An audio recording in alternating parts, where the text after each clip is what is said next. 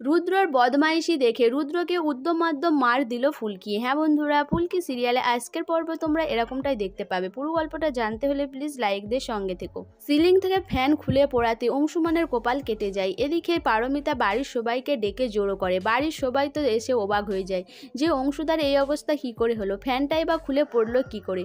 অংশুমান বলে যে আমি কিছুই তো বুঝতে পারছি না। এদিকে লাবু রুদ্রকে ডাকে। রুদ্র ভাবে যে ফুলকির হয়তো এতক্ষণ শেষ হয়ে গেছে, আমাকে লাবু এইভাবে ডাকছে কেন, আরও তো অন্য কিছু হওয়ার কথা ছিল। এইসব ভাবতে থাকে রুদ্র। ফুলকি বলে যে দাদা ভাই এটা কি করে হলো। ফুলকি মনে মনে ভাবে যে তার আসার সময় যে অ্যাক্সিডেন্ট আর এটা তার কোনো কি যোগসূত্র রয়েছে, এইসব ভাবতে থাকে ফুলকি। এদিকে বাড়ির সবাই ভয় পেতে থাকে। বাড়ির সবাই ভাবে হয়তো এখানে ভূতের উপদ্রব রয়েছে, তাই হয়তো এইসব হচ্ছে। বাড়ির সবাইকে সান্ত্বনা দেয় রোহিত। রোহিত বলে এইসব কোনো কিছুই না, এ ভূত বলে কোনো কিছুই হয় না, নিশ্চয়ই অন্য কিছু ব্যাপার রয়েছে। এদিকে অংশুমানও জানায় যে না, ভূত বলে কিছুই হয় না, নিশ্চয়ই ওই কেয়ারটেকারেরই এইসব কাণ্ড। ও এখানে নিশ্চয়ই গোপনে কোনো 2 নম্বরই কাজ চালায়, আর আমরা এখানে থাকাতে ওর হয়তো অসুবিধে হচ্ছে, তাই হয়তো এসব করছে। তখন রুদ্র বলে যে ঠিক আছে, আমি যাচ্ছি কেয়ারটেকারের সাথে কথা বলতে।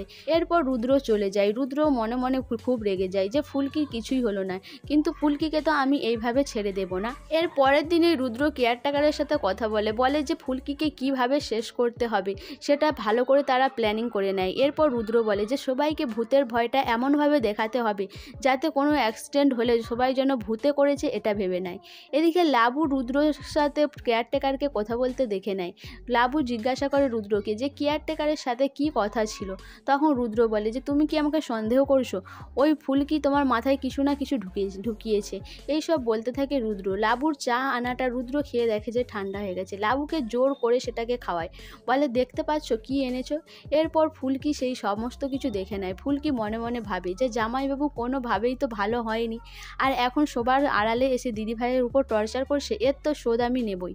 রুদ্র ফুলকির কাছে নাটক করে বলে যে আমি তো তোমাকে চাটা খাইয়ে দেখছিলাম, ঠান্ডা হয়ে গেছে না, তুমি এখানে এসে কাজ করছো কেন, এখানে তোর লোক রয়েছে, আর তুমি বেড়াতে এসেও কাজ করবে, তোমার মাথায় আমি ফুল গুজে দিচ্ছি। তখন লাবু বলে কখন তোমার কি হয় কিছুই বুঝতে পারি না। এদিকে ফুলকি সবই বুঝতে পারে যে জামাইবাবু আগের মতোই রয়েছে, দিদির সাথে খারাপ ব্যবহার করে এখন আমাকে দেখে সব কিছু পাল্টে দিচ্ছে। এরপর ফুলকি বলে যে জামাইবাবু আজকে রুমাল চুরি খেলা হবে, চলো আমরা সবাই মিলে খেলবো। এরপর রুদ্রও রাজি হয়ে যায়। রুদ্র বলে যে ফুলকি এখন তুমি মজা করে নাও, তোমার সাথে কি হতে চলেছে তুমি তো জানো না। এরপর রুমাল চুরি খেলা শুরু হয়। ফুলকি নিয়ম সবাইকে জানিয়ে দেয় যে কিভাবে খেলাটা হবে।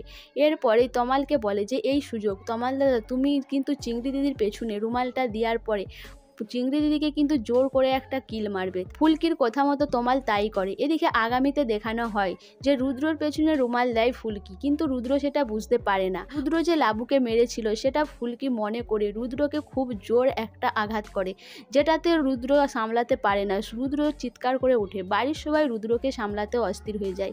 এদিকে ফুলকি হেসে ফেলে। ফুলকি বলে কি জামাইবাবু জোরে লাগলো নাকি। এদিকে রুদ্র মনে মনে বলে যে ফুলকি দাস এই বারন্ত তো আর কিছুক্ষণের, আজকের দিনটা, কালকে থেকে তুমি এই সূর্যের আলো আর দেখতে পাবে না। সো বন্ধুরা, ফুলকি কি রুদ্রর সাথে পাঙ্গা নিয়ে অনেক বড় ভুল করে ফেললো? রুদ্র কি সত্যিই ফুলকিকে এই পৃথিবী থেকে সরিয়ে দেবে? তো তোমাদের কি মনে হয় অবশ্যই আমাকে কমেন্ট করে জানাবে। আর আমার ভিডিওটা ভালো লাগলে প্লিজ সাবস্ক্রাইব করে দিও, আর ফেসবুক থেকে দেখলে অবশ্যই ফলো করে দিও, আর তার সাথে সাথে একটা লাইক করো আর শেয়ার করে দিও।